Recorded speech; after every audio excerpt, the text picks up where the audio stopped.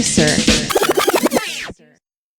Yo, what's up, guys? Welcome to Poducer, the podcast for producers. I'm your host, Jerry, and today we're joined by PAV4N. It's good to be here, man. It's one of my first times in Chicago. So it's my second time actually. So I know you were saying you played the Mid, which is like iconic in my mind. Rest in peace. But like a lot of good acts. Yeah, it was a special time, man. 2012, 2011, 2012. And you said that you came through with Foreign Beggars. Yeah. It's the first time we played in Chicago. I think it was like 2012. We just dropped the Uprising album and we just did our US tour, and that's the first time we played in Chicago. So it's nice to be back, man. That's sick, dude. 14 years later. Jesus. Yeah, dude, you've been busy, man. There's been a lot of stuff going on. Yeah. So something we do that's just like a fun thing to start out with is I ask all my guests, what was your first concert that you went to? You know what's crazy, yeah? Were you just thinking about this? No. This is a regular thing I'll bring up in conversation with people. Oh, especially meeting new people and that. So my first ever concert was Bryan Adams, ZZ Top, Where was Angel. that? This is in 1990. It's in at Milton Keynes Bowl. Where's that? It's Milton Keynes is a city out. It's about an hour and a half outside London, I think. So it's north of London. It's like the most modern city in the UK. So it's all built perfectly on a grid line. And they've got this huge natural basin over there where they throw shows. So I think they had Ozfest over there a few times. You know, Prodigy would play there, Prodigy Chase the Status, etc. Huge shows. So yeah, my mom took me and my younger brothers to go see Bryan Adams and ZZ Top in 1990. And were you, is your brother older or No, younger? they're younger. Okay, so you're the older I'm brother. the oldest. They've got 3 younger brothers. Yeah. Oh, okay. Yeah. And how old were you at your first concert? 10, dude. That's young. I think mine was like 15 or something. Yeah. I mean, I wanted to go before that, but my mom was like, nah. She always went to see Def Leppard. And I was like, I want to come see Def Leppard. She's like, no. Fuck yeah. You know Def Leppard? So yeah, Def Leppard. Yeah, she's ditched me with other people's kids about 5 times to go see Def Leppard, bro. So, you know. Damn, dude. Def Leppard. Have you seen Joe Dirt? No, I haven't. It's a dumb movie, but there's a scene in there where he's like a big Def Leppard fan and Kid Rock's just like, Def Leppard sucks. And it's just like a joke. I don't fucking know. That's so good. But yeah, man, that's a classic. So you said Prodigy. I've been doing some research on the Prodigy lately, just like looking into just the history of them, and I'm just sad that like I can't really see them in the full force, you know?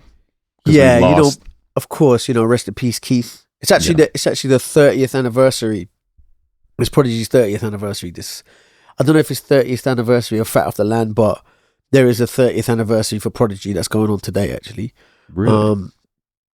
But yeah, like they're so special, man. And I think hearing Prodigy for the first time, it wasn't so long after that first show. It was like 91 or 92 when I first heard Prodigy. It was just like nothing you'd ever heard before, you know. So it was this whole new rave sound. It was, you know, I think back then it was called Rave, you know. Just rave. Yeah, because like that was the scene, that was the music. So this is a rave music, you know. So it wasn't like electronic music or any of that. Like, you know, so from Acid House 87 around that era through to, you know, when it kind of got a bit faster, broke into hardcore, jungle techno, you know, like that kind of era. I think it was like 92. They were at the forefront of that acid/hardcore movement, you know, but then they blew up all the way. They went straight to the charts within a year or two. So hearing that as a kid, I don't even think it was coined like hardcore then. Maybe, I'm not sure.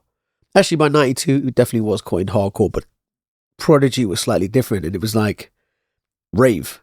I remember being in Camden, and I think we ran up on, like, we were just kids, so I was with my auntie walking around, and we just heard this guy banging tunes out of a little speaker. We're like, yo, that's that rave music, you know? So we bought a couple of tapes, and I think one was Jumpin' Jack Frost.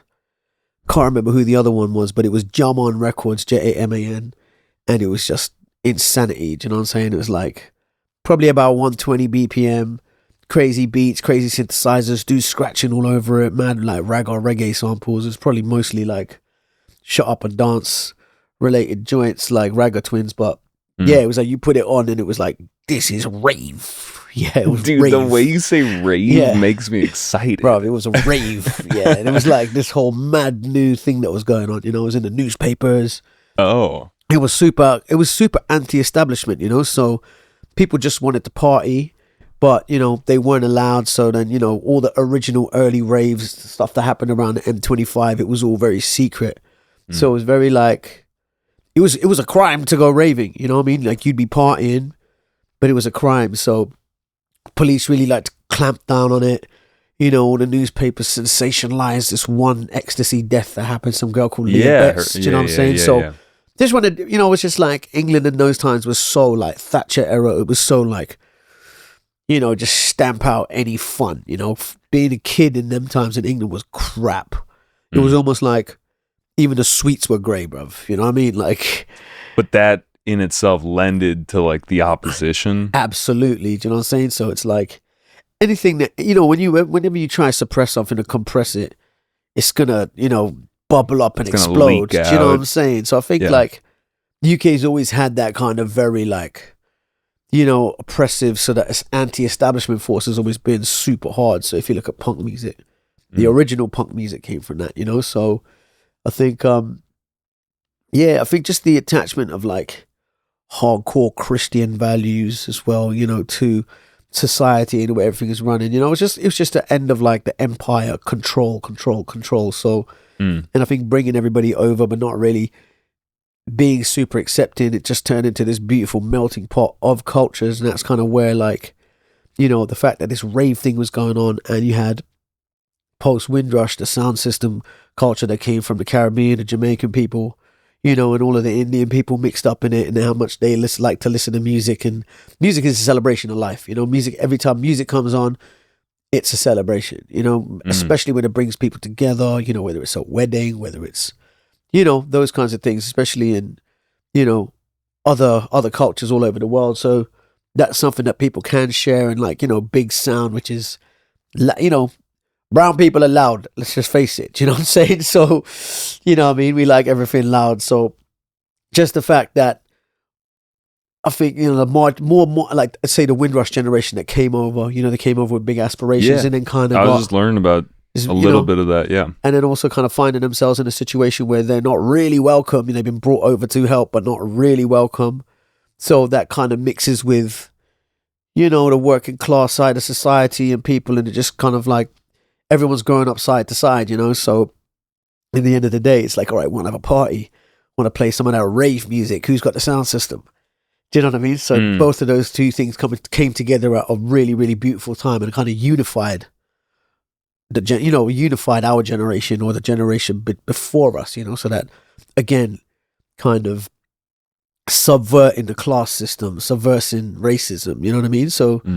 That's why that's why you've got jungle music, bro. That's why you've got drum and bass. That's why you've got all of this sound system culture infused in like the bass lines in this music now, you know? So that's dude, I'm here for the like minor history lesson. I'm fucking with that's it. So good, yeah. So I just jumped into that. No, it's perfect, man. Yeah. Okay, so talking about music as a celebration, at what point kind of do you start to realize that you want to do something like that yourself? Like, what point do you start rapping? Who are you listening to? All right, so I feel kind of lucky because, I mean, again, I said bring my mom into this. She grew up in San Francisco in the 70s, right? So that's why, you know what I mean? She was like, okay, cool. You know, she brought us up like, she's like, this is Motley Crue, this is Def Leppard, this is Prince, this is Michael Jackson. So she was like, you know, when my mom gets in the car, she puts the music loud and likes to drive fast, you know, so that's already like, what's going on here? Do you know what I mean? Like,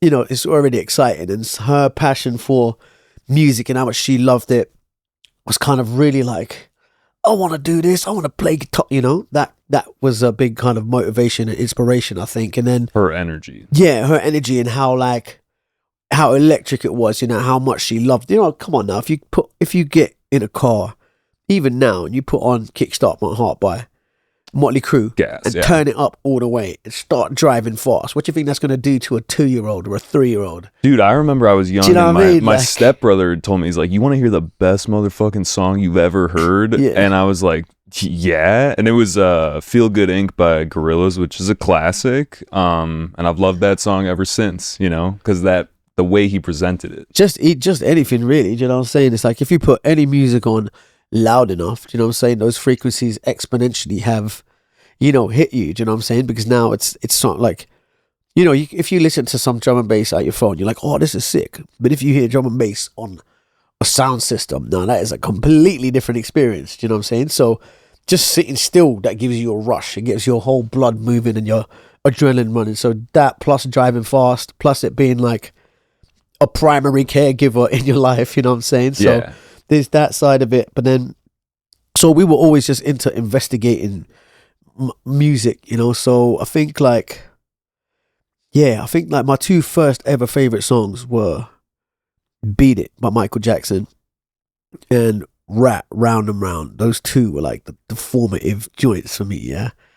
So they're already very rushy tunes. So I think just having grown up around, you know, just like with that much passion for music, and then on my dad's side of the family, you know, they really love music as well. So, but they're slightly different, you know. He's more of a classic geezer, you know, into his like Julio Iglesias and Gypsy Kings, and you know, Gypsy like, Kings is and then good though. His sisters brought us like Harry Belafonte and, you know, just all that kind of music, and they all his sisters play instruments really well, but in terms of our music, our mom was kind of like a slightly different generation, so she was way more rebellious. Man, this is a crazy story. So she got as far as about AC/DC. That was about as heavy as it got. You know, AC/DC, Motley Crue, maybe a few other bit, but that was about as heavy as it got. And then the Gulf War broke out, and we got sent to, because we were in Dubai, right? The Gulf War broke out, and it was like, right, American embassy sending everybody gas masks and shit like that. You know what I mean? So it's like, okay, cool, this is crazy. But we were in the States, coming back to Dubai. My dad was born in Lebanon, and war broke out there when he was a kid. So he got sent to boarding school. So he was like, all right, this is it. You guys are going to boarding school. So we're coming back from the States, stopped in England, and ended up going to this school in Canterbury, just outside Canterbury in Surrey. And it was literally like going back 100 years in time. Do you know what I'm saying? So this is 1990, yeah? So we had to wear like shorts in the winter in England, like these like corduroy shorts, long like socks with I never know what the fuck garters were. You know what I'm saying? So it was a really weird situation. It was like going like back schoolboy uniform type deal. Yeah, super. You know, it was the year they stopped caning people. It's like fucking, you know, old school version of what Harry Potter would caning? be. Beating you with a cane. Oh, okay, yeah. Yeah. That's kind of what I thought it was. Yeah. So that's the year they stopped caning, but it was very like super Christian, and their whole values of like, you know, you're born into sins, you have to repent, and you got to, you know, like that whole energy. So yeah, so every day we'd get up, we'd have to sing hymns and psalms. Okay, so now we were allowed to go to this place in town and spend £1 a week each. You know, it's fucking like so old school, you know, we're like spend £1, you know. Anyway, so first week, bang, buy 100 cola bottle sweets. Next week, you know, but then by the third week, we were there in the shop, and we see this one Kerrang magazine with a 10-inch vinyl on it. So my brothers and I were like, yo, we need to get that. So we asked the teacher if we could put our money together and buy the magazine. He was like, yeah, whatever. So we were like, sick. Put the money together, get the magazine, stash it. Didn't tell any of the kids about, yo, we've just come from the States. We're rocking like the Agassi Nike Airs. We had like the fly shit. And the kids were taking the piss out of us. They were like, oh, look at you rich kids, you're wearing this. Every motherfucker's wearing Dunlop Green Flash, yeah? We're like, this is crazy. Like, just because you're different, so you're getting the piss taken out of you. It's like, yo, we've got the flyest shoes in the whole of England. Forget about, you know, because we just come from the States.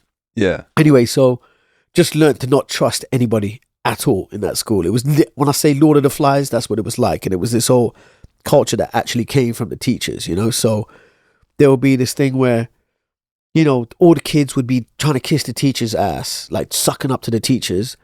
But then other kids would be sucking up to other teachers who were either in the good classes or good at sports. So it's just this weird incidental hierarchy, and if someone was like speaking to you and one of them would come and they would just immediately throw you under the bus. So it's like you couldn't trust anybody, and that came from the teachers. So being these three already slightly different brown kids in this school at this time was whack. So boom, we've got the Kerrang 10-inch. Now we're hiding it from everybody. So like every 3 weeks we're allowed to go back to see my auntie. So go to her house, take it, hook up, because she had the big, deck, the stereo systems that are like this tall with the record player on top. We hooked it all up, put the record on, and that's the first time we ever heard like the death metal vocals. So now we're like, yo, what the fuck is this? You know what I'm saying? Like all of the hairs on all of us, we're just going, yo, yo, yo. And then like, I think the band was Paradise Lost. Yeah. Incidentally, you happen to be a super Christian band, but funny. But they were making like, hardcore death metal. Anyway, so that point we're like, all right, what the fuck is this? So we start deep diving on all these bands with the crazy names and find Sepultura. With the print like on your shirt. I mean, this kind of a thing where this culture comes from. You know what I'm saying? So it's like back then it was like 1990? It was when death metal was really scary, and it was like peak Satan's at the party now, you know what I'm saying? So now there's 2 CDs we bought was Deicide Legion, and Glenn Benton was like, I'm the most satanic person on earth. He had like an inverted crucifix like branded on his forehead. Damn. And then we got Napalm Death, who are still today touring till today and probably are more punk. Like they are quintessential punk music. They're grindcore band, but in terms of what they stand for, in terms of their values, they're kind of like, they are the most punk, one of the most punk things to ever come out of the UK, and I will stand on that. Anyway, so Utopia Banished, Deicide Legion, first 2 CDs. Now, them times, all the lyrics were inside. So now you've got these 3 Indian kids, right, with American accents in this super Christian boarding school. They already don't like us because, so that's an early day story about how we got into metal. But just before we went to that boarding school, a friend of mine shows us Ice Cube, Eazy-E, NWA. So now suddenly 1 week it's MC Hammer. Next week is Fuck the Police coming straight from the underground. And we're like, oh shit. So now we've got all this satanic material. Now we've got all this gangster rap material in this Christian boarding school. Oh, I see why you were worried about getting kicked out. Do you know what I'm saying? So we're into all of it. We love it. So I'm like, okay, cool. I'm still listening to all the Michael Jackson, but now I've got the Chronic, and we've got just the whole of the birth of, West Coast gangster rap at the same time as all the death metal music, So we even had like early days Anthrax Public Enemy collab. Any rap metal shit that came out was really special because they were 2 completely different worlds to us at that point. So anyway, fast forward a few years, 94, I met Arnick from Dark Circle in the school, and he really showed us what graffiti was. So that's when I really understood hip hop and like the sensibilities and what's whack, what's not whack, and then really understanding where rap, beats, all the sensibilities, the elements of hip hop come together. But I didn't start rapping until I went back to Dubai in 96. So I was about 15. I was about 15 or 16 I'd say, when I started rapping. And there was a kid from La Jolla, San Diego, moved to Dubai, and another friend of mine who was living in Arab kid who I ended up knowing, but he was from Seattle. And we just went to this university, and we were the only 3 people who were just like, but then my friends started coming back to Dubai, and they were bringing all the jungle tapes, all the big raves that used to happen from about 93, 94, 95 onwards, the ones that would go from like, start at 10 p.m, end at 6, 7 in the morning, like being big arenas for 3, 4, 5, 8, 10,000 people. The promoters used to record every single set. They used to record the whole night. Then they used to bootleg the whole thing, put it on tape packs, and have the rave branding. So like One Nation tape packs, like, One Nation or Roast or Innovation. There's so many like Helter Skelter. There's so many different raves that used to happen. It was such a, by this point, by 96, this was the main underground youth culture that was going on. You used to record the tape packs and bootleg it. Each tape pack was probably like £20. So that's probably the same price as the ticket for the rave. So what, you got 10,000 people coming to this rave, and now you made tape packs, and then you're selling like what 20,000 of those as well on top. Yo, it was cake. People were caking in those days, man. So that was what really dissipated and really blew up the culture. Every 18-year-old or 16-year-old, now their younger brothers got it. Now their younger brothers' friends have got it. Everyone's taping it. So every single person's coming to school with tapes anyway. So now, you've got, interesting. You know what I mean? So now from this one rave, you've got another 20,000 copies of the tapes, plus everyone's taping the tapes and taping the tapes. So now you got 100,000 copies of this tape, and all the kids in the schools are listening to it. And that's just one tape pack. So now suddenly you've got Mickey Finn, Brocky. These are like national superheroes, you know? The way that music was valued back then, it was like... It was more sacred. Yeah, so it's like, you know what I mean? It's like, shit, you lose a tape, you don't know if you're going to ever get it again. You know what I mean? There's so many sick tapes that are gone, which I'm like, you know what I mean? Whereas now, I mean, now I can find half of them on YouTube, you know, which is cool. Yeah, like archive. Do you know what I'm saying? Shit. I can find a way to get them, but at that time, especially if you don't live in the country where it's at, you know, you got this mixtape off, like say you're in New York and you met a certain, you know, you're in a certain crew over there and you get this mixtape off a certain DJ at a certain time. If you lose that, you're fucked. At this point, I'm in Dubai, I'm starting to get all these rave tape packs, and obviously this is when MC culture is starting to blow up. So you've got all the MCs going back to back. In the rave, there was like the horns crew and the whistle crew. People had horns in the rave. So like, if a sick tune came on and people wanted to reload, the horns would start fucking going crazy. Like, are like the ones that they have, like the vuvuzelas or whatever they are, right? Yeah. And then there were whistles. Yeah, whistle massive. Yeah, trust me. So there's whistles in the rave, there's horns, you know what I'm saying? Everybody comes with their whistle and horns and all of that stuff, and they sell them at the party as well. Now, you can listen to them tape packs, and certain tunes would drop, and you would just hear the horns getting louder and louder and louder and not stop until you could not hear the music anymore. The DJ would have to reload it. There would be no choice. So it was like, yeah, it was crazy. And then you know, they reload it. And then you can never heard of that. Dude, I'll show you. I'm so happy that you're breaking it down right now. You've taken us through like a nice, you know, just like background picture of like what is going on at that time. When do things kind of start getting serious and like the music side, and like when does Foreign Beggars get introduced? Yeah, okay, so now 96, 97, jungle tapes. So then at that point we were like, fuck, we want to start throwing raves. So we would start renting out sports halls, like, you know, because we were underage, you know, so you need to be 21 in Dubai, but we were underage, so we would just rent out sports hall, act like we were having a birthday party for somebody. We started throwing raves in Dubai, and then we would just go. There was a few different crews, like an older crews, it was like a Psytrance crew called Strike. There was like Fire Island, which was much more like the Ibiza UK guys throwing their parties. Mm-hmm. So we used to go to all of these other parties and then fly and be like, yo, come to the jungle party. So that's kind of where it started for us in terms of like, all right, Dex, Mike, selling tickets, flying. Are you MCing at that point? Yeah, so I was MCing. So yeah, that was the beginning. So I remember one of the first mixtapes that I made with Dag. One side is all Skibbity lyrics. It's like Skibbity, rest in peace, he's one of the goats of the jungle MCing culture. One side was all his lyrics, and then the other side was my lyrics on the first tape. So I was kind of half doing Skibbity lyrics, like I first started MCing. Can we break down a little bit just like MC culture, as in like, what are some things that you've never seen an MC? What's something that they might say that you'd be like, oh, okay, that means this? Like, what are some like go-to, like, that means to, you know, run it back. That means like, oh, select, like so we refer to the DJ as a selector. Yeah, so we'd be like, oh, selector from the edge, say jacket, take this one. So if you say jacket, means like, you know, jacket, selector, pull it back, wheel, you know what I mean? Like wheel means to, you know, reload, you know, pull it, wheel it back, you know? So that means pull it. I mean, there's probably just like 5-6 different ways of saying reload, you know? So jacket is also reload? Yeah, like, oi, jacket, you know what I mean? Like, it's you give it a direct instruction now. It's almost like don't even wheel it, just fucking skirt, you know, just take the needle and fucking pull it back like that.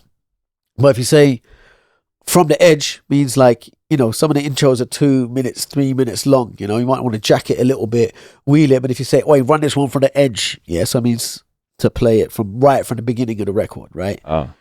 Reload the mix. Who came up with that? I think it was Randall. I think it was GQ Randall. I'm not sure, but there was a situation where like some of the tunes, the double drops were fucking so crazy that I think GQ was like, selector, reload the mix, and he made him wheel up both of them and start the whole mix again from the beginning, you know? So Yeah, that's some stuff that MC will. So mostly reloads are a big thing. Otherwise, MC's kind of like just hyping up, doing other stuff, not trying to break the cycle unless it's necessary. No, I mean, I think basically the MC's there to keep the party going. You know what I mean? So it's like there's two sides of it. So if you look at sound system culture, you know, MC's coming there toasting. You know, this is like in, you know, early days of hip hop, and you know, but like hip hop and all of the UK stuff, they're just kind of, it all starts with reggae dub music, you know, reggae music, dub music from Jamaica, and kind of in the UK, kind of mixed with the rave scene, all that stuff. So it kind of started to go this way.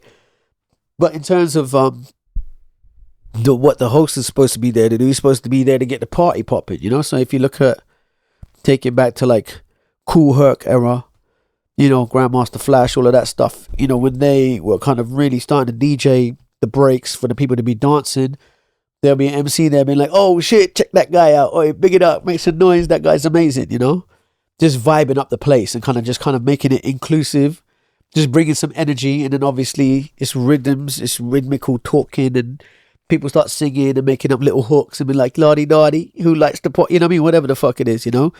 Same thing on the UK side, but then it's very, if you listen to reggae music going back, what, to the 50s, 60s, I don't know, and you listen to the patterns that they're doing, right? You know, that's where hip hop comes from. Yeah, like the stuff that they're doing in their music in the 70s and 60s is what motherfuckers have started doing in the 90s, you know, in terms of like the technique, the flows, the patterns, how to frame things, you know, the lyrics, you know, all of that kind of stuff, you know. Right, and I'm just gonna say this, like I'm letting myself be a student right now. No, that's like all I good, don't, bro. That's all good. I want to know deeper. I know some, you know. Yeah. So I appreciate this. No, it's a pleasure, man. I feel like it's weird for me just because I think, like, you know, whenever I meet people, I think people have the same information because I've, you know, just haven't lived through all of it. You know, you get to see it, right? That's why I'm glad we're kind of doing this little history thing. I got other questions too, but yeah. No, it's cool. So anyway, so now coming back to the tape packs, yeah. I ain't been to a rave yet. I've not been to like a proper one of these raves now, what it was, you know, like, because you're listening to it. You can also hear how scary it is. There was a lot of racism. There's a lot of racist violence, you know, so there's like, you know, in terms of like, in the 80s, yeah, there was like the P word is what we say in England. If you say the word packy, it's the same as saying the N word over here. People don't really understand the gravity of that because they just think it's short for Pakistani, right? But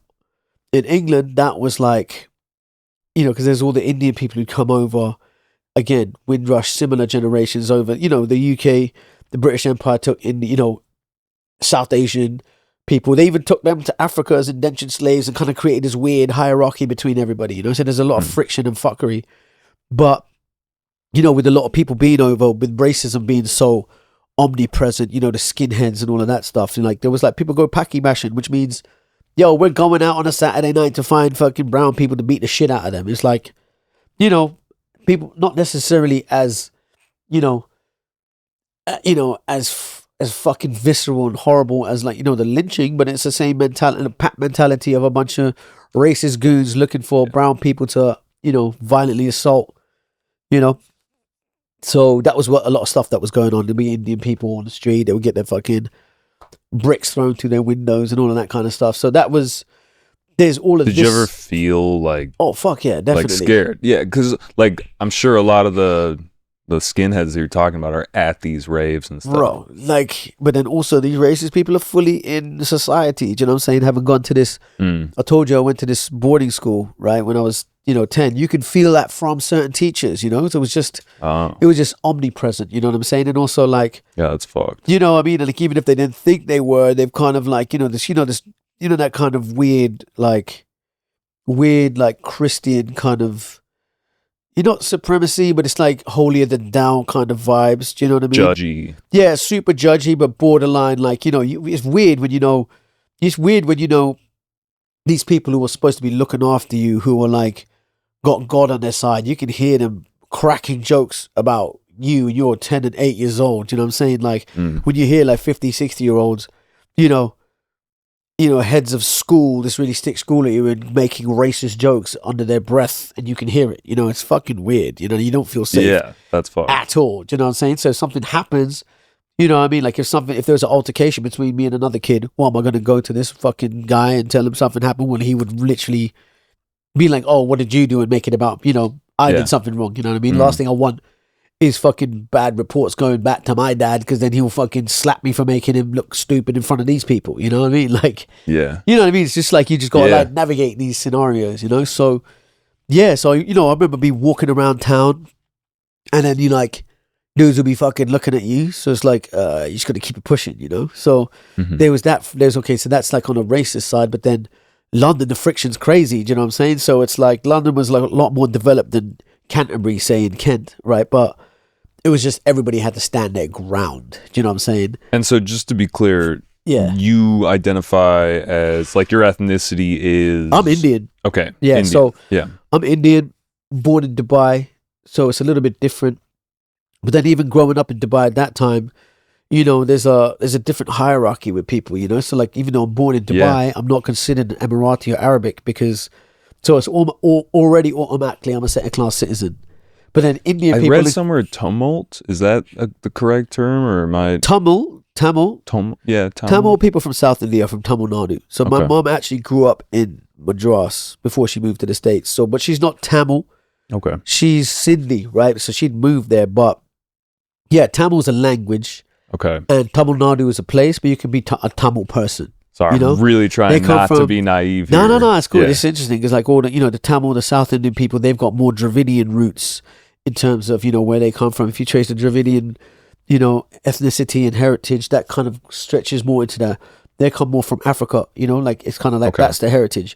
Whereas North Indians, especially people from like, even if you go up to like, this is a whole different conversation, but if you go up to like India, okay. So where my family is from, we're Sindhi, so that is fully in Pakistan now. So, I'm Indian, I've got an Indian passport, but after the British left in 1947, they just fucking drew a line down the country. I literally just had someone on the podcast telling me the same thing. So Punjab split in half, Gujarat split in half. Like, bruv, like I know motherfuckers are speaking the same language, but they're different. They got different passports now. Because it's like 15 minutes down the road, that's where they drew the line, Literally, some families have been split. They didn't get, like, I've seen videos of brothers being reunited after 80 years or some shit. Literally, because the fucking line got drawn down the middle of their shit, Interesting. Yeah. So, so if the North Indians, they've kind of got different heritage that goes from, like, for example, my bloodlines probably come a bit more from Iran and where have you. So now there's the Indian peoples, they're Aryan. So that's an Aryan bloodline, and these are the Dravidian bloodline in the south. So I have Persian, like my Armenian, like, so I'm kind of in there. I'm also Greek. Okay. I don't know. This is like a whole other conversation. So you're like a big fat shawarma, basically. Yeah. For real. Yeah, that's what it is. Man's like Persian Jesus. I knew there was some kind of Dude, I used to have long hair too, and I looked like Jesus. Apparently, Jesus, the original Jesus, is from like the Pharisees, which is the Farsi, which is Persia. So Jesus is from Iran. So you're probably... Bro, you look like the realest Jesus out here. I'm not gonna lie. You look like the white Jesus and the Persian Jesus, bro. I'm not gonna lie. When I had long hair, I'll show you a picture. People would be like, "You legitimately look like what they draw Jesus as," and I was like, "I mean, I'll take it as a compliment." Yeah. He seemed cool. But I wanted to talk a little bit about culture, and this is a total sidetrack. But like, dude, like your Spotify, you're like, you got the blue. Skin, and like, so this is more like Hindu. This is Hindu mythology. That's what I was referencing with the whole blue side of things. I'll just go back a little bit just to give you context. So with Dag, that we started throwing the drum and bass raves in Dubai. Dag and I moved in together with the dream of starting a drum and bass label, but the hip hop that we were making was much further along. So that record was ready beforehand, So. There's, so us wanted to do a drum and bass label, we started throwing raves at his university. We were booking like Ed Rush, DJ, we're booking Groove Rider, Ed Rush and Optical, DJ Hype, DJ Rap, Andy C. We booked everybody, and we was kind of starting to do stuff. I remember like emceeing for Andy C for the first time. Like, I think I was like 19 or 20, and it was like, fuck me. I think that's the first day I was like, I'm not gonna smoke cigarettes for 2 days. That's how seriously I took it, bro. Like, but yeah, coming that then that was the birth of what became Foreign Beggars. Anyway, Foreign Beggars ended in, and I wasn't sure what I was gonna do, because as an MC, but also being in the electronic scene, I was kind of lost, to be honest with you, in terms of Foreign Beggars was everything to me, and it's kind of been my main creative outlet. I put everything into it. So yeah, even if you look at Foreign Beggars, me as a rapper, like, people don't even know my rap name. I don't even give a shit about that. So I never really overtly pushed myself, because I had this big creative outlet. When it was Foreign Beggars, yeah. So like, even who I was as a rapper became secondary, because it was about this thing. But then when it came down to me figuring out what I wanted to do, I was like, shit, I was a bit lost. Hip hop's just been starting to blow the fuck up in India. We've been going, I've had an eye on India and I've been a part of it. But so for me to go back to India, while now finally underground we got real rappers like Divine, people I know who are now starting to get some traction, you know what I mean? Like Divine. But where hip hop went, how quickly it went, it was the first time, like, the reason why is because it's the first time that the youth and the streets had a voice. It was very classist in India. It's like how I was telling you about, what the Christian boarding school was like, and that kind of supremacy, elitism. Before that, most of the shit to do with hip hop was just like an emulation of what's going on in the West, and dressed up in a nice way that is going to pass the censor board, So it was like a massive cultural appropriation / whitewash, you know what I mean? Like, sanitized version for TV, and it's just disrespectful for what hip hop is. So for me to see that was so beautiful. And then I was like, all right, cool. So I was wondering how, because I speak Hindi, but I don't rap in Hindi to that level, and I'm not from there. So again, you don't want to be disingenuous and inauthentic with shit. But then when it hit that this is what I could do, because I could do 140, I could do jungle, I could do boom bap, I could make trap music, I could do whatever the fuck I wanted to do within all the genres, but have like that ancient Indian thread with the music and the samples in it, So hip hop, that's been a guiding force of my life. I was born, I'm not proud, devout Hindu, I'm not Hindutva or anything like that, but those are the, like, Hinduism is a spiritual practice. It's like, everything to do with it is just, basically, it's just a reflection of all of the insane, situations that we can get into in life.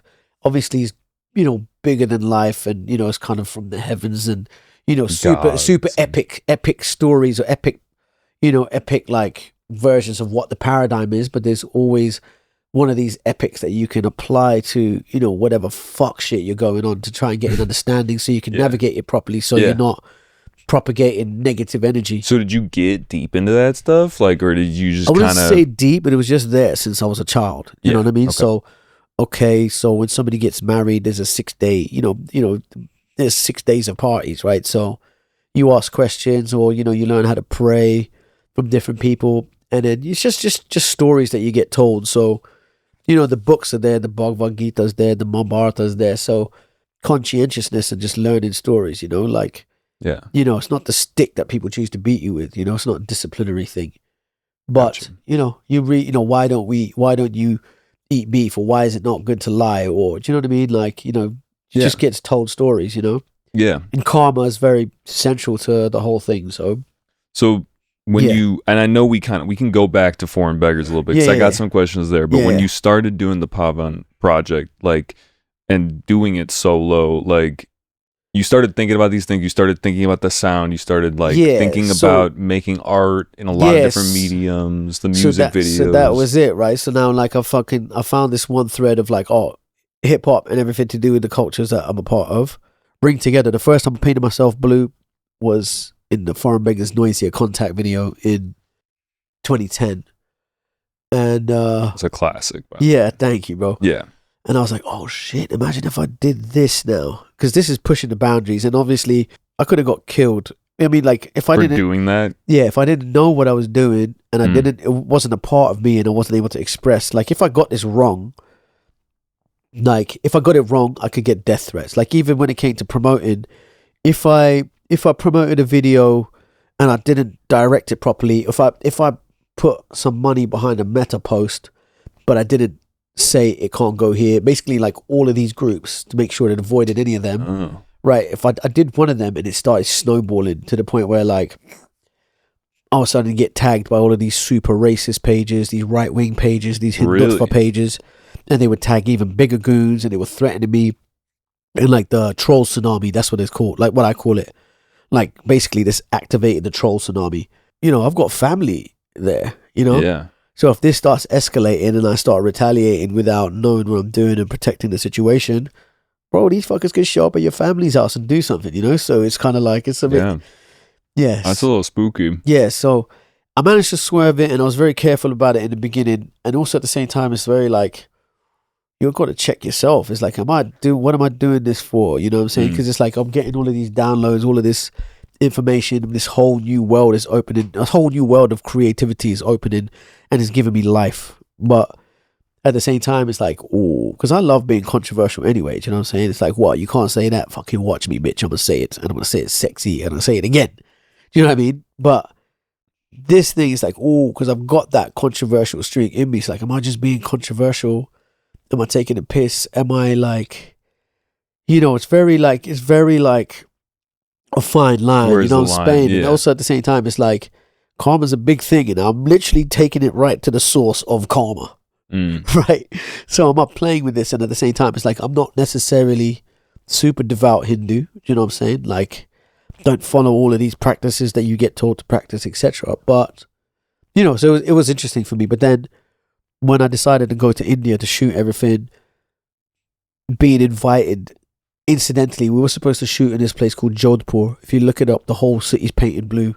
And it's just unbelievable. You know what I mean? Like, I'm painted blue with the orange. Now I'm looking like, rather than, you know, rocking the orange on the spirit, you know, the orange is kind of, I've got like, you know, one piece like tracksuit. So I'm, you know, it's just fusing all of the culture. So like, to be there looking like that blue, and even with the, you know, with all of the stuff on the face tats, that's kind of referencing, you know, having it painted it on, but I'm using Hindu stuff on my face, but it's kind of like SoundCloud rap era pastiche, you know what I'm saying? So then even with the typography, with the words that I'm using, that's very like ancient Hindu, you know what I mean? It's just kind of, the whole world just opened up to me, and it was just like, look how fly it's going to look. So to go to India, and then Priyanka Chopra was getting married, so that whole city was locked off. But then my friend was like, why don't you come to Vrindavan? We've got these apartments here, you can use those, and you can shoot in all of these temples here. Now I'm going to Vrindavan, and it's clocking in my mind that this is where Krishna is from.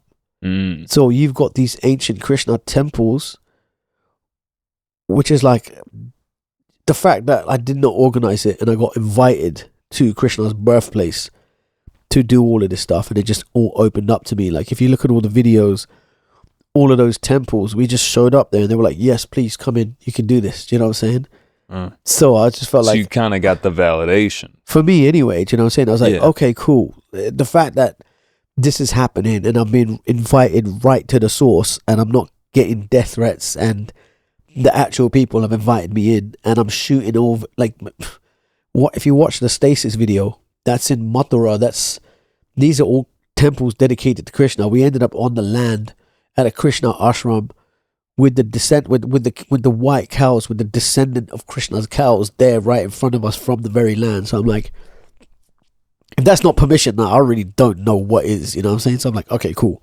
Self-belief, faith, still have to be careful with how you tread, because people are very subjective with their version of, that's my God, how dare you take the piss, etc. But it's like, I just had to like have faith in the fact that I know what's respectful, what's not. And you know what I'm saying? It's like, I know what I can show my grandmother, and she'll be like, you know, I know where the line is. You know what I'm saying? Yeah. So, but the internet is this weird multiplier and distortion. Yeah, but you know, also at the same time, it's like punk is using the system to play with itself. So, for example, like, I made sure that I was rocking swastikas this big on my chains, because that's a Hindu symbol. That's from our culture. Right. You know what I'm saying?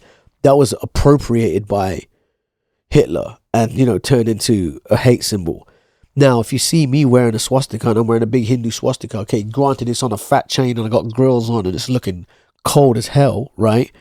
And I've had Black American people react to it really badly, like, but then having to explain to them. I mean, I feel in that situation, because it is a real, like, super racist symbol over here, and especially if you go to the white supremacists with jail, you know, the whole prison culture and all of that stuff, you know, it is a difficult scenario here. But for me, the whole thing is, it's like, I'm not trying to be anti-Semitic by wearing this like this. I'm trying to say, if anybody reacts to it in a bad way, then, you know, it's literally, comment section is all educating each other. You know, everyone's getting educated in the comment section. Like, I remember I got invited to show my stuff at this, like a Berlin music video.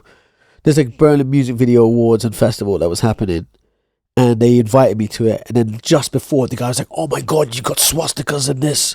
You can't show this in Germany. And I'm like, bruv, this is not your swastika. This is my swastika. Yeah. Do you know what I'm saying? So for me to do that kind of stuff was like, you know, you can shy away from it or you can step to it. But at the same time, it's like, okay, this is a little bit controversial. People might get feelings and start arguing. But then people are getting educated at the end of it.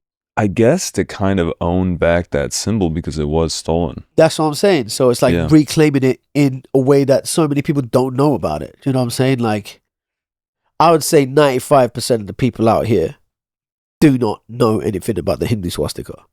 Yeah. Maybe less, but you know what I'm saying? I've heard that it has been stolen and all of that. But yeah, I mean, I guess there is a point where it's like, I'm sure you knew going into that, it's like, this is going to be controversial for sure. Yeah. Growing up, right?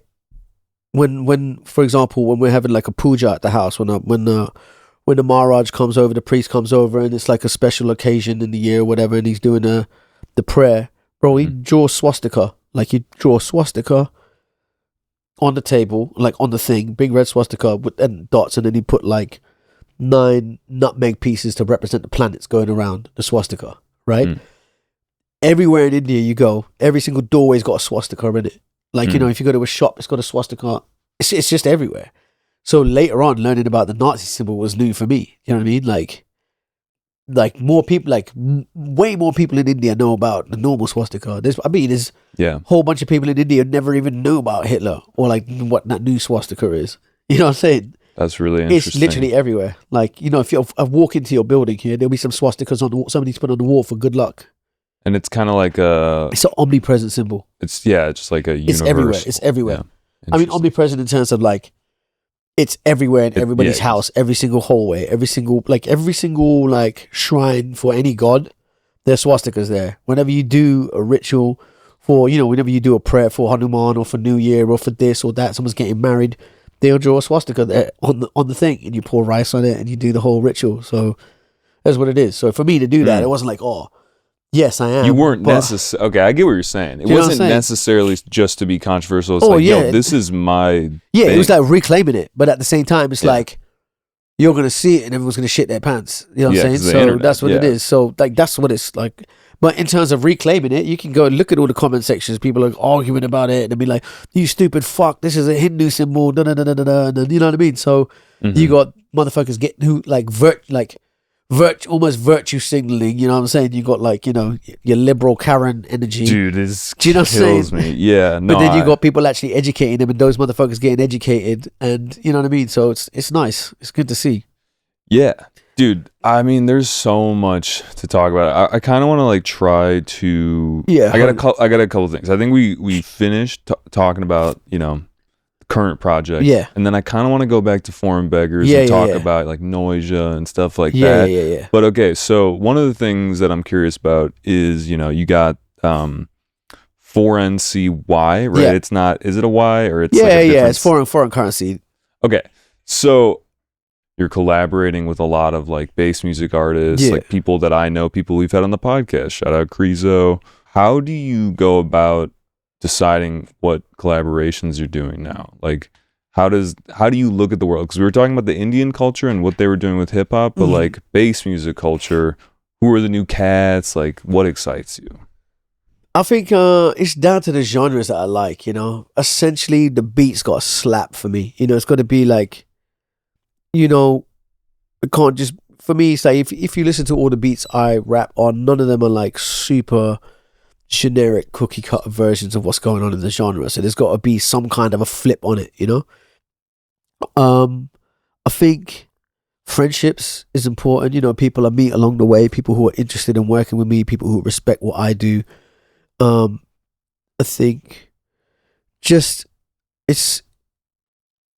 think mainly it's liking the music. If the people are professional enough to do the business in the right way, And yeah, if they're nice, you know what I'm saying? If you're a dickhead, probably not going to work with you unless you're really paying the right price. But, you know, during the process of having, you know, figuring out if we're going to work to each other, if you're a dickhead, it's probably not going to happen. So yeah, just because it's a pain in the ass to work together. Yeah. Yeah, do you know what I'm saying? It's like, you know, just people to just interpersonal respect. You know what I mean? Like that's a big part of it. But yeah, music. Is that if the music is good, that's kind of the universal language. You've been on a lot of different tracks. I was listening to that Monty. I forget who else is on it. It's like that track is sick. Monty, Visage. Banger. There's another one I was listening to, just, you know, going through some of the Spotify ones. There's like a, you know, liquid drum and bass track. You know, there's tons of stuff. Yeah, so I see that's it's a little bit difficult for me, and I think I'm seeing you know, not the backlash, but like the effects of like not being into one specific thing. You know, I mean, like I'm very much into, you know, my underground hip hop music, but I'm very much into my fucking neuro drum and I like making dirty drum and bass jungle music. Yeah. But then I like making sexy 140 music. Yeah. Also like making, you know, underground rap music with Indian samples in it. So it's like, you know, but then drum and bass people want to hear drum and bass. 140 kids want to hear 140, you know? I mean, not necessarily, but the way that these platforms are set up, you know, they're kind of assuming that's what people are into. Whereas like, you know, you probably listen to Wu-Tang, you listen to Creaso, you'll probably have like a Excision take. Dude, I've been listening to Sade. Like I listen to a lot of music. Exactly. Do you know what I'm saying? So, but like the way that everything is set up and the way that people digest some things nowadays, like they want the same thing from the same person. They want to know what it is. Go to your profile. They're like, what? There's so many different things here. I'm sorry, but you know, it's going to be what it is for a while. You know what I'm saying? Until it you know, it grows big enough and people know and the parts of the music gets to the right algorithm. But yeah, I mean, I just love it all. You know what I'm saying? So when you do collaborations, you said friendship, these are people you know sometimes, maybe you've met them as well. Yeah. Do you do a lot of virtual stuff? Is it mostly in the studio? Well, nowadays, actually, I mean, it was virtual for a long time and I recorded myself. I usually record myself.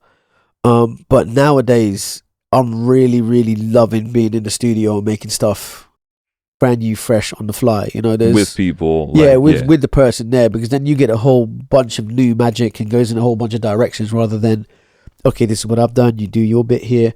I really have to see how serious you are about your music. You know, if it's a hobby thing and it's some incidental thing, then, you know, you need to match my level of dedication and seriousness about your career for it to be worth my while, you know? Not worth my while or worth doing, because otherwise, unless, you know, if you're not, there has to be a certain level of business involved. And if you're not really willing to do business and you're just trying to get a freebie out of me, it kind of shows me that you're not really serious about where you're going with it. So this track that I'll do with you, that I'll do for free or do on a level, it's probably going to sit on your hard drive and not come out. You know, so I've got to see that there's a certain level of dedication and seriousness. So if you see someone that's like talking about splits, that's more serious. I mean, like at the end of the day, no, the splits are going to be the splits. You know, I mean, I'm very fair with my splits, you know, so yeah, splits don't even really need to be a discussion if you're professional, you know.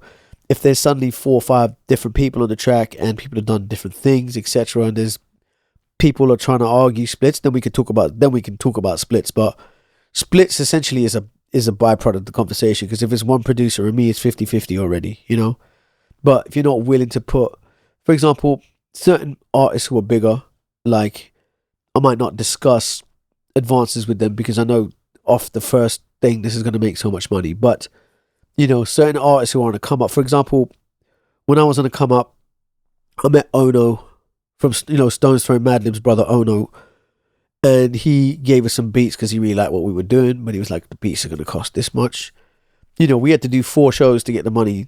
4 shows that would have been split between 3 of us to get the money to pay for this one beat. But I was like sitting there with all the cash. I was like, do we do it? Do we not do it? Fuck it. Put it down. But just the fact that we got that beat sound, no one else got that sound. But just that collaboration, Foreign Beggars, oh no, put us in a completely different bracket to everybody who was in London already. You know what I mean? It's another flex. So now suddenly we've got like Stone's Throw affiliation and we've invested in that. So when I press that vinyl, there's a whole load of different press I'm going to get. So in terms of like what that initial investment was, yeah, it was hard at the time, but what that did and where that positioned us in the perception of what's going on, and it's also a flex. It's like, who's got the balls to do that? Other people can, but okay, fine, we paid for that. Now we put it on wax. Now this is suddenly a press-worthy incident. That's what puts Foreign Beggars in a different bracket to all you other bitches, you know? So that's the mentality of it, you know what I'm saying? So if you're not really willing to do that for yourself, and then that means you don't value what I'm bringing to the table for you, you know? So that makes sense. Yeah, like like if you look at someone and their seriousness and their project and like their trajectory, those are all indicators of like, okay, I fuck with this person. Yeah. I want to work with you. Yeah, definitely. And if it's a thing of like, okay, the barrier to entry to work with me is like, you can't get this little bit of money together, get the fuck out of here. You know what I mean? It's like, it's not even necessarily about me trying to get some money out of you, but it's like, if you can't do that and you're not willing to invest in yourself to that degree, what the fuck is this going to do for me at all? I see what you're saying. Yeah, I might as well make a banger with my homie and we get this money together, you know? Yeah. Do people ask you a lot for verses? Yeah, they do. Like, I mean, like, that's kind of what's keeping me alive at the moment, you know what I'm saying? In terms of like, that's my main bread and butter while I'm here in the States, you know what I'm saying? I'm not doing as many shows because it's still calibrating the whole MC culture thing. Yeah. But yeah, I do. But then, you know, you have to be selective about what you do, what you don't do. And you know what I'm saying? It's like you do get pissed around by people, you know? So there's a lot of entitlement in this shit, you know what I'm saying? It's like people come to you, you've been producing for a year and a half or something, and you expect me to do shit for you. Like, you expect me to come and do things. Bro, I've had a whole life you know what I mean? in this career. You know, so it's like, even like, for me, it's like, if you're sick, you're a dope person, I'll get so-and-so on the track. Like, if I can call MCs and they'll jump on the track for me right now. People you'd probably have to pay a few racks for, but just because they're my homies, the same, I would do that for them. If they call me, they were like, yo, jump on this beat. Do you know what I'm saying? So it's like, that's what, you know. I hear what you're saying. There's a certain level that you want people to be on. Yeah, or just like, you know, definitely be on, but also just with their mentality, with what we're doing and how much, or just certain level of respect for this art form that we're dealing with that I want to see from somebody. Yeah. You know? You know, a huge part of your career was Foreign Beggars. Yeah. Unfortunately, Ebo passed away during the pandemic, you know, so that was a big, like, you know what I'm saying? Like, when you're young, when you're with somebody really close to you and is young and you don't feel like I feel like he was about to kick in and really be the artist that he'd always wanted to be at that point, you know, so it's kind of heartbreaking. Yeah. As always. But yeah, I'm still in touch. We're all still friends, you know, like I took the piss out of James, the DJ, on the way over here, do you know what I'm saying? In like a group chat, you know, so we're like custodians for like Cassius, Ebo's sons, like, you know, there's parts of his estate that we're looking after, you know. So, but yeah, we're all still friends. We don't speak. James isn't in the music industry anymore, but we're friends, you know. Dag, who I've known since I was 10, he still helps me with he's very good with all the finances, so he helps with all the accounts and stuff in the background. Our whole friend circle was connected to what Foreign Beggars was, you know, so that makes a lot of sense. Saying? Yeah, like, I'm sorry. People's god kids and this and that, and you know, it's all over the place. Yeah, that's kind of beautiful in a way, but I'm sure that was very difficult. Yeah, it was tragic, man. It's like super out of the blue. Dealing with it was very interesting one to deal with because he's so private, you know, like super private person. So having to make all of these big public announcements, for somebody who's so private was a difficult thing, and it was just one of those things where you just had to. It's interesting when someone dies. I think like you get to look at their life, you know, framed. You know, so you see, there's a lot of things that get put into perspective in terms of you see what the fight was. You see you see, why were they fighting in that way? What was the work? You see the work done. You see the relationships, and you've got no choice. There's no what if. So you have to really you get to really understand, you know, the whole arc of someone's life and everything that they've, like, even down to Ebo's lyrics. Like, hearing his lyrics, he wrote half of them to be heard after he was gone. You know what I mean? He was very, it's like even him as an artist keeps opening up in his afterlife, which is so crazy, you know? So it's real interesting. That is really interesting. But yeah. I had a buddy who passed just the other day, and that feeling of thinking about all those things that made sense after the fact. Right. It's kind of fucked up. It's You're crazy. Just like, oh man, I wish I could have helped, or like I wish, whatever. But then again, even saying, "I wish I could have," that's your ego interjecting yourself into a situation which is bigger than you. Do you know what I'm saying? This is like, there's no changing it. That shit is not up to you one bit. Do you know what I'm saying? Of course, you do feel that. And that's there for you to learn that if somebody close to you is going through something, you can approach it differently, but that's a completely different scenario. Do you know what I'm saying? Like, you have to appreciate, like for me, like I probably got to spend more time with him than almost anybody on earth, especially in the last, 15, 20 years. So for me, the gratitude for that it's very special. Do you know what I'm saying? So you know where you stand. And even you interjecting stuff, that's you, if you're going to feel guilty about something or this and that, you understand what they are and where things went wrong. But, feeling guilt, again, that's just you. That's ego. It's not to do with them anymore. So you have to be very careful about those things, Learn the lesson, but then, if you're going to be in your ego and then you're going to be neglecting something that's supposed to be happening over here that can have your attention. So you're going to be in another situation like that. I was thinking about it like that with people in your life, you can kind of put them in like a fence, so to speak. Like they are going to do what they're going to do. Of course. You can try to like be a barrier. They can knock through that fence. Motherfucker, you barrier it up, they're going to knock through even harder, bro. That's true. Yeah. It's like you can try to input and maybe at certain points, but yeah, I mean, I guess. There is definite input and there is like, especially with people you love. Dude, we've got 4 brothers. If one of us is going off the rails, the 3 of us kick in with conversation. You know what I mean? The fact that there's 3 perspectives helps. And and if you don't, then also that's a bit like, that's also related to your karma. Do you know what I'm saying? If you can see something's going wrong, you don't help and you just let it collapse, you're probably a bit of a dickhead, So maybe it's not, you can try your best. Again, you try your best in situations, but then there comes a point where you have to learn to let go with love. Do you know what I'm saying? Because after a certain point, look at all the other shit that's crumbling. You know what I mean? It's a procrastination or a distraction. You know what I mean? Like, I think the thing you said about doing your best, that's kind of like all you got to do in this life. Of course. Just push. If you got more, do it. Yeah, and if you've done your best, and there's like, if you've done your best, then you can release yourself. Then, because if you keep holding on and stressing about the stuff, you know what I mean? Then that's when you're going to give yourself fucking cancer or some shit. No, you know what I'm saying? 100% you will. Yeah, that shit's real.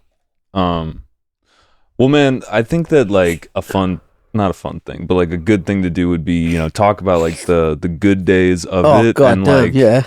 Dude, you guys did so much we did some crazy shit. Monumental shit. Like, I was just listening to the I Am Legion records. Yeah. Fucking bangers. Tell me a little bit about your relationship with Noisia. How did you meet those guys? I just want to say, appreciate you for doing all of this research as well and knowing, you know what I'm saying? There's a lot of people like, this is a really good, sick interview, man. I try. Thank you, man. Appreciate that. Yeah, interestingly enough, Noisia, obviously we heard about them and they were like, Noisia came in, there's certain artists who come into drum and bass as a genre and then flip the whole thing in his head, And Noisia were one of them people. Like, so when Noisia were coming out, everyone was going, fuck it, this new Noisia tune. It was like new Dillinger tunes that used to come out back in the day. So Noisia was like definitely like apex predator at that time in terms of sound. You know what I'm saying? That's sick, yeah. Kamal and Rob Data, the whole conflict thing had just kind of come to pass. And they were the guys who were at the forefront of that sound, My homie DJ Go, who used to be one of the guys in the mixologists, I think Benny G lives in Chicago. I'm going to message him after this. And Neil +1, they were just, people just started telling us, Noisia is trying to get in touch with you. Noisia is trying to get in touch with you. Oh, they were trying to get in touch with you. Somebody played our first album, Asylum Speakers, which is still like a very, very special album. I don't know. Yeah, if you haven't heard Asylum Speakers, if you're listening to this podcast, go listen to that and just think that album came out in 2003, so we're making that in 2001 and 2. So just give that a little listen. Damn.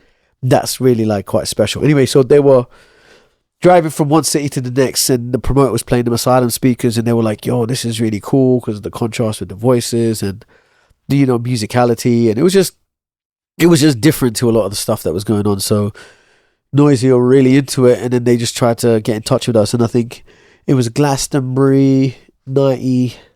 No, not 90. Fucking, what am I saying? Glastonbury 2006, 2007. And I didn't meet them there. My younger brother, my manager, and Ebo, Metropolis, they all met Noisia. So they went and watched the Noisia show. They were kicking it with the manager. I was just fucking doing whatever I was doing at Glastonbury. And they were like, yo, we met Noisia. And I was like, what? Anyway, so after Glastonbury, we decided to decided to fly to Groningen where they live. So yeah, so the first time I met them was when we landed in their hometown. Because they're Dutch. Yeah, they're Dutch, right? So Groningen is like 3 hours north of Amsterdam. It's like on the border of, is it?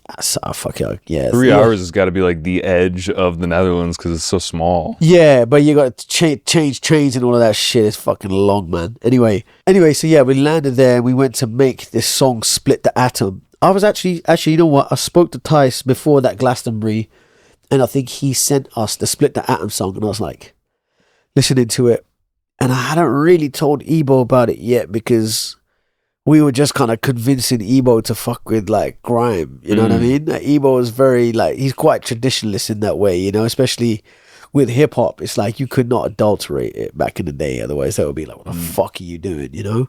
Yeah. So it's very purist kind of music. Anyway, so we're gradually getting Ebo into grime and garage. You know, he was in the garage raving back in the day, but not trying to make it. You're trying to like incept it into his brain. Yeah. You're gonna like this. It's gonna be good. And it's funny the dynamic that we have, me being Gemini, he's Sagittarius. So if I get a bit too excited about something, he's automatically like, nah. Right? So I have to kind of like, James got to do some work, play it, be into it. He's got to see a couple of other people into it. I certainly definitely cannot get too gassed about it, otherwise he'll just lock it off, right? So do you know what I mean? Or like, yeah, that's funny. That's funny. You know what I'm saying? So there's a way we always had to introduce some more shit to, there was like a threshold. He was like, yeah. So anyway, so I don't even know if I'd showed it to him yet, but he met them and he made friends, so it was all legit. So we went there to meet them to make that Split the Atom song, which never came out. So we wrote the verses real easy, but then we're trying to do the hook, trying to do the chorus. It's the first time, like, usually the way that we would write a chorus is like bam, bam, bam, bam, yeah, sick, yeah, boom, done.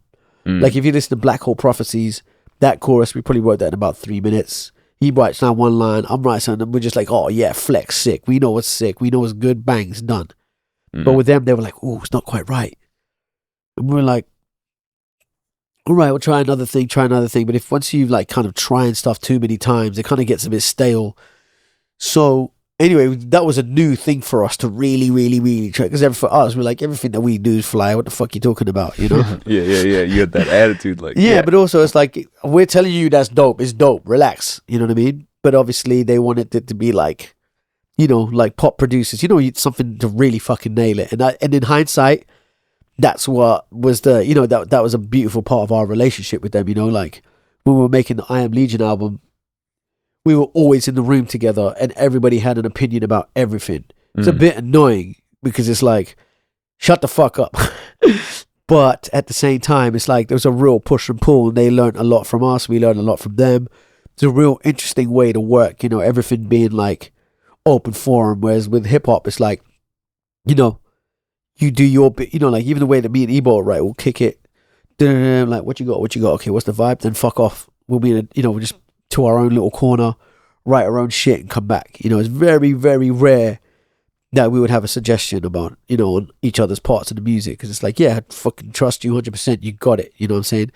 Unless there was something where lexicon changes and now suddenly that's a really gay thing to say, or suddenly that's a really racist thing to say, or suddenly that's, you know what I mean? Or that means something else in a different country, you know what I mean? So I see, yeah.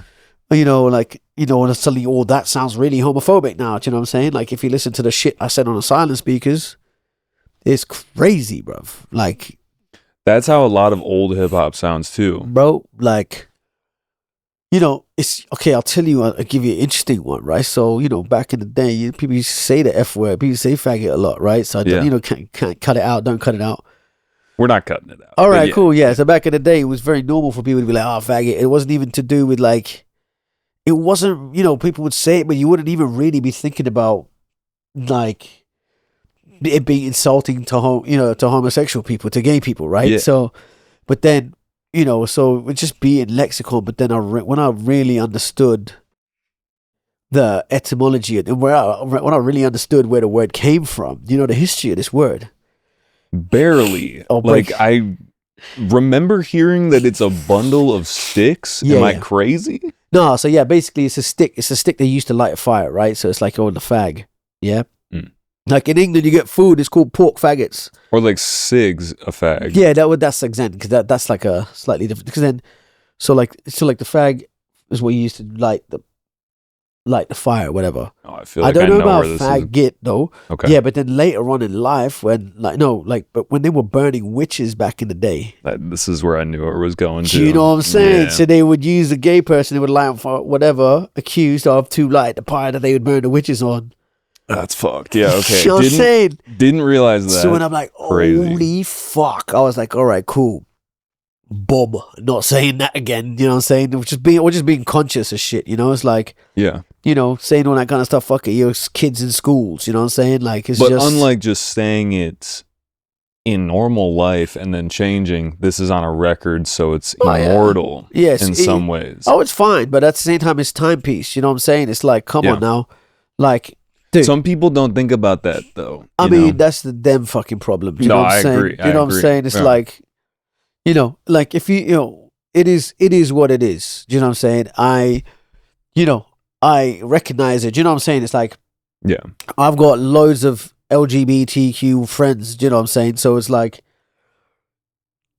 not even one of them has brought it up to me in a discussion of like, hey, can we talk about this? Because everybody knows what the fuck time it is. You know what I'm saying? If you listen to everything I've ever done since, it's not. Do you know what I'm saying? It's like in terms of just, you live and learn. You know what I'm saying? If I had to stand on business and be like, no, I'm saying it. You know what I'm saying? It's like, yeah, it's like, certain people who want to keep saying the N word are going to get clocked in the face at some point. You know what I'm saying? You know what I'm saying? So it's like, for us, we have always been like, very kind of controversial but conscious at the same time. It's like, we never said the N word, you know what I'm saying? Ebo may have said it, but at the same time, it's like he didn't use that word with us. You know what I'm saying? That wasn't like a normal part, with certain other friends of his. Yeah, that's cool because that's where they're from, you know what I'm saying? But yeah, I never used that word on a track. I never used that word in life, do you know what I'm saying? Maybe when I was super young, and it's like, okay, I'm hearing NWA and all of this as a 10-year-old, 11-year-old, and it's all flying around over the place. When you're a kid, you're just trying out words. Yeah, but as soon as you learn what time it is, you learn, and then you don't try and tweak it. You know what I'm saying? Like I was wondering when I would ever have this discussion on camera. So yeah, we might have to just cut the whole section. I mean, I don't think fuck it, let's have the discussion. You know what I'm saying? I do, bro. Listen. But also at the same time, there's context of how you say things. You know what I'm saying? It's like, I seen one thing that came up on my feed today about this guy who was talking about, what's wrong with eating babies? But he said that in a context of having a discussion about philosophy. If you're having a philosophical discussion and somebody asks that question and you have to philosophize about it as an exercise, but they've completely taken it out of context. And that it's just don't worry, I'm not gonna clip this portion and be like, look what he said. That's crazy. Yeah, but that's not what I'm saying. But that's like that's fine. But it's just like the context that things get said in. You know what I'm saying? And the context that you learn the word in, and then you're saying it, and it's unrelated to this thing, and then dude, I completely understand. I mean, I think it's just like an iteration. We just learn. We live and we learn. And if people are opposed to this conversation, I'm sorry. No, like, dude, you can't be opposed to a conversation happening. You know what I'm saying? This is progressive. You know what I'm saying? Yeah, we're trying to learn. I learned a lot of shit this episode, and I appreciate you for that, man. So anyway, man, we were talking about you being with and working with Noisia, and the I Am Legion album. Ebo was actually instrumental in seeing, getting that project through to fruition. It was very much his, kind of he was taking the charge in terms of direction, style, and also being the front runner on, getting shit done, which was really beautiful. So that was more of an Ebo kind of focused project, Mm-hmm. But yeah, it's sick, man. It was just like, we was going to do a Foreign Beggars Noisia album, and it just kept getting delayed. You know, they were working, and they got an album sound to Mousetrap, which was the hottest label in the world at the time. So then that pushed our shit back. Their album got delayed, so the Foreign Beggars Noisia thing gets delayed. So we're like, guys, come on now. Usually we release an album every 3 years. This is starting to look like the 4th year that we haven't got something coming out. We need to do something, you know? So, yeah, so that's how the Mousetrap thing happened. Their album was coming out on Mousetrap. Our Foreign Beggars Noisia thing got delayed, so Mousetrap said, why don't you guys put an EP out to, you know, kind of bring Foreign Beggars into the whole Mousetrap universe fold. So we went to the studio and we had managed to come out with we had a few tracks already, but then after that we came out with an EP's worth very quickly. So they said, well, you might as well do an album.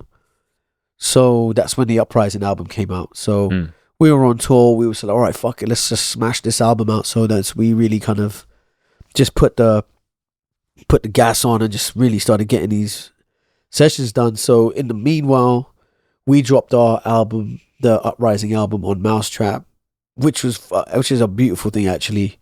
Weird experience, weird label. The whole shit fell apart. Not fell apart. It's like they invested a lot of money just before the album came out. Our A&R guy got fired. Then they said, yo, they spent like 100 racks or something on the album already. Just before it's coming out, they got fired. The dude got fired. They said, don't worry, the main lawyer's going to handle it. He got fired the next day. So now you got Chris, who's the intern. Chris Robin, who ended up going on to manage Monster Cat, and now he's at SoundCloud. Big guy, yeah? Sick, yeah. So he was looking after us. And we were about to come to the States on our tour, and they were like, no more budget, you can't spend anything. I was like, well, you just spent 100 grand on this album. What are you going to do? Not promote it now? So we managed to get a budget to promote the US tour, and that's when we came to the mid that time. Oh. But yeah, so with Mousetrap being the hottest label in the world, and after the Skrill stuff had come out, it was like, this was a seriously dope look for us. And that's kind of how, you know, a lot of the worldwide, like, that's how the US opened up, really. You know, a lot of things, like, as soon as that label was so hot that as soon as we announced we were doing an album on that label, our shows fees tripled, and our booking agent booked about 75 to 80 shows in about 2 weeks. Damn. Which is crazy. That's probably an awesome feeling. You're like, all right, you know what I'm saying? We're fucking doing it. And it's also at that time, it's not like our show fees were low. You know what I'm saying? So like, you know, but then, that sounds it's fun. controversial times. You know what I'm saying? It was sick as fuck, man. Yeah, it was really cool. Yeah, man. Well, okay, so just not to go for forever either. I appreciate the stories, man. Yeah. I always ask like a wrap-up question, which is basically, we talked about your first concert, but like a concert that you went to, what was like the most wild, impactful concert that you went to? You walked away from like, damn, I'm changed. This is crazy. I want to do this. I want to do that. Whatever it is. Yeah, I think I think it was like, can't remember if it was 99 or 2001. It was somewhere between 98 and 2000. And we were in New York and saw... The lineup was somewhere in New York, and it was like somewhere in Long Island or near the Hamptons, because the water was in the background and it was a stadium, and you could see, like, you know, the sun would set, and it was like just see in the background. It was like a big amphitheater, and the lineup was Fabulous, Snoop with the Snoopadelics, Busta Rhymes, and then 50 Cent. It was on the first 50 Cent tour, and Busta Rhymes came on as the sun. He started with the sun up and the sun set during his set. And this is like old school Busta. Like, Busta Rhymes is still a beast, but he was like... incredible. He was at that point where he was still proving it, you know what I'm saying? He didn't really have like...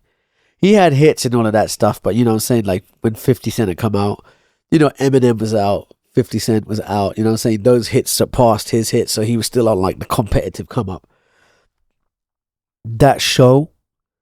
especially like the way that I rap, the way that we're into jungle music, you know what I'm saying, the drum and bass, the fast stuff, watching him crowd control, that show was probably one of the craziest shows I've seen, which just like really set the levels for me in terms of performance, crowd control, mic control, and what you can actually fucking do. Do you know what I'm saying? So that's what I've kind of been aspiring to with a lot of things. That was crazy. He's still one of the fastest. Yeah. I mean, like him, Twista. But imagine him like when he was in his like with the woo heart level energy, you know, not big fat like Uncle Buster. You know, he was like he was like Olympics jacked. athlete. Yeah. You know what I'm saying? So yeah, that level of athleticism and me really understanding, you know, been listening to reggae. You know what I mean? I was like when I first started rapping, I was listening to Capleton as well. You know, so what was it Capleton boot camp? So you hear all the patois side, and then there's UK. But then here, Busta Rhymes kind of going like toe to toe with my other favorite MCs like Stevie Hyper D or Skibbity, and kind of doing the same. You know, it was very right next to each other, but slightly different. You know, it's the American version of what it is. So, yeah, that shit blew my fucking mind, bruv. That sounds sick. Yeah. Well, thank you for sharing that story. Okay, so we're going to end this. Yeah, the way that we end it is also with some shout outs. Anyone you want to shout out that you haven't shouted out, or maybe you have, but like, you know, you wouldn't be here today without them. Yeah, okay, cool. I want to shout out Skinny Man because he's one of the first guys that was like, yo, Pav, you're sick, and put me in the spotlight there, you know? I want to shout out Defcon Records, big up Natty, first dude to ever pay me to rap in England, you know what I'm saying? Big up Arnick, big up Pera for teaching me, being such hip-hop Nazis with the graph styles, putting me on what's whack and what's not whack. I want to thank... Damn, man, like... Big up Noisia, big up big up Skrillex for fucking blowing up and being like, yeah, come along, you know what I'm saying? Like, we were living together. I remember when, Skrill was like 2,000 people on Twitter, you know? So for him to blow all the way the fuck up and come, you guys were living together? Yeah. This is, so I had some immigration problems in about 2010. I had to leave England. I was coming back and they just, this is after we'd been on tour with the Prodigy and everything. So like, we'd taken our career to a certain point. I was living there on a tourist visa because it was a catch-22 and that's all I could do. They turned me away at the border after some shows in France. So I just said, all right, cool, let me just head up Noisia because we're working together and I need to stay in Europe. Sonny moved in on the same day. Like he showed up on the same day because he did a Sonny Moore album that got shelved because he wanted to make an electronic thing. Came to meet Noisia, went to meet Borgor and some guy called Mustard Seed. And so we got there on the same day, met, and I had to fuck off to go to Australia for tour after that. Anyway, came back to Noisia's house, and he decided he wants to work with Noisia. I said, I got to live here because immigration shit, I can't be doing all of these shows from Dubai, so let me post up in Holland. And yeah, so we both moved into Walter's house on the same day, which is Noisia's manager. And so him, so there's a Noisia Sonny Moore album. Yeah. Which they were working on, so boom. Which I'm on 2 tracks on that. This album, bruv, I'm sorry, Pendulum. Yeah, Paul, I love you. You know what I'm saying? If this album came out, Pendulum would have just been moved to the side, bro. Was it drum and bass? Bro, it was kind of like it was drum and bass, but it was like multi-genre. Like, you know how like in like pop punk or rock songs, you've got, when the breakdown comes, the tempo switches, halftime, you know what I'm saying? So it'd be like, it was like Ed Banger style electro, that's what Sonny was really, really into. Like Ed Banger, that was kind of that type of dirty stank electro that was coming out of Paris and a bit of Germany was really what was gassing up, the first Skrillex project at the time.